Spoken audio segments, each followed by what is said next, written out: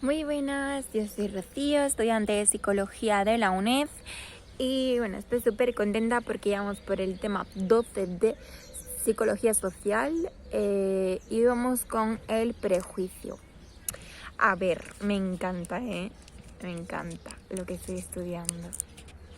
A ver, el prejuicio, ¿vale? Es un proceso grupal que va dirigido a los grupos prácticamente, ¿vale? Ay, sol. Con orientación socialmente compartida. El prejuicio es como si fuera una antipatía u hostilidad basada en una generación defectuosa o inflexible. Es una actitud negativa hacia un grupo definido socialmente o hacia cualquier persona percibida como miembro de ese grupo, ¿no? Egli y Dieckmann dijeron que el prejuicio consiste básicamente en una devolución de los miembros de un grupo particular por miembros equivalentes de otro grupo. El prejuicio es actitudinal. La devaluación no produce una actitud negativa hacia todo el grupo, sino hacia los miembros individuales del grupo que ocupan roles. El prejuicio y las tendencias discriminatorias son mecanismos psicológicos que han evolucionado porque proporcionan beneficios adaptativos. Y bueno, lo que probablemente sí ha evolucionado es un aparato psicológico que es sensible a las amenazas potencialmente planteadas por otros grupos y a las claves que implican la pertenencia a exogrupos, ¿no? La gente no tiene prejuicios contra ciertos grupos por sí mismos, sino por las amenazas que perciben en esos grupos. No es la naturaleza de los grupos en sí lo que causa esa reacción, sino las amenazas que se perciben de ellos. Sugiere una continuidad entre los prejuicios sociales y los mecanismos evolucionados más básicos, las amenazas sociales, que vinculan amenazas específicas con emociones y tendencias conductuales concretas. En el punto 3 habla de enfoques predominantes en el estudio psicosocial del prejuicio.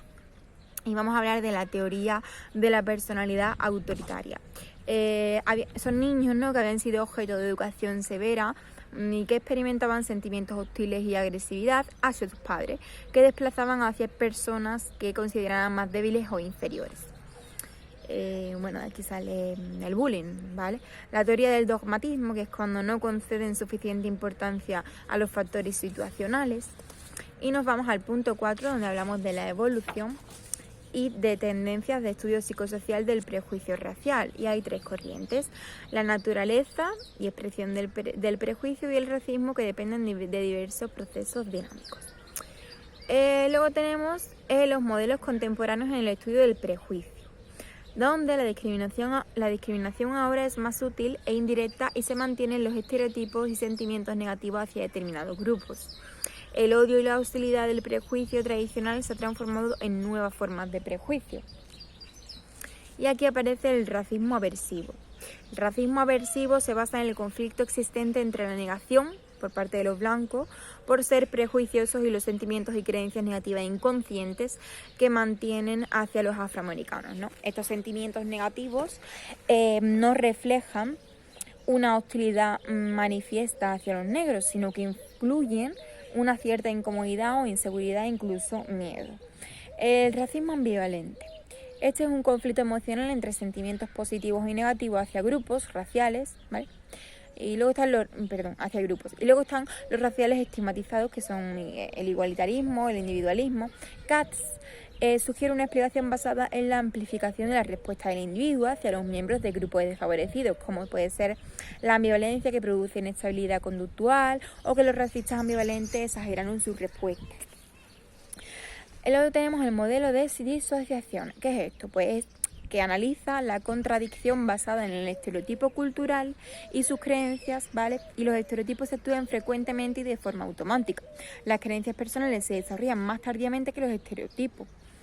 Son menos accesibles y requieren un procesamiento controlado. Las personas no prejuiciosas experimentan un conflicto, una disociación, ¿vale?, entre sus respuestas prejuiciosas automáticas y sus creencias personales no prejuiciosas. Ay, qué lío. Ay, ay, ay. Ay, ¿qué hice? Vale. Sí, voy bien. Mira, y ahora tenemos por Mertens y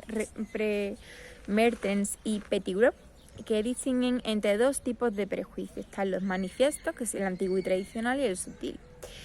Luego en el punto 6 hablamos del prejuicio sexista, que hablamos de que el sexismo, las conductas discriminatorias hacia hombres y mujeres por el simple hecho de pertenecer a una de estas categorías y son el principal factor que subyace a la violencia de género hoy en día. El sexismo es una actitud basada en una creencia sobre la supuesta inferioridad de las mujeres como grupo y el neosexismo es un conflicto entre los valores igualitarios hacia las mujeres y los sentimientos negativos que aún se experimentan hacia ellas. La teoría del sexismo ambivalente es que se basa en la ambivalencia, ¿no? Es como, primero, que se basa en el patriarcado, que es el paternalismo dominante o el paternalismo protector. El segundo sería la diferenciación existente entre hombres y mujeres, es decir, una diferenciación de género competitiva complementaria. Y el tercero es la heterosexualidad, es decir, una hostilidad, una heterosexualidad, ¿no? O una intimidad heterosexual. Y hasta ahí os puedo decir de este tema. Espero que os haya gustado el tema del prejuicio. Así de entretenido, no es un tema tostón. Lo puedes aplicar al día a día, a la vida, a los ejemplos, a tu familia, a tus amigos, a la gente, ¿no?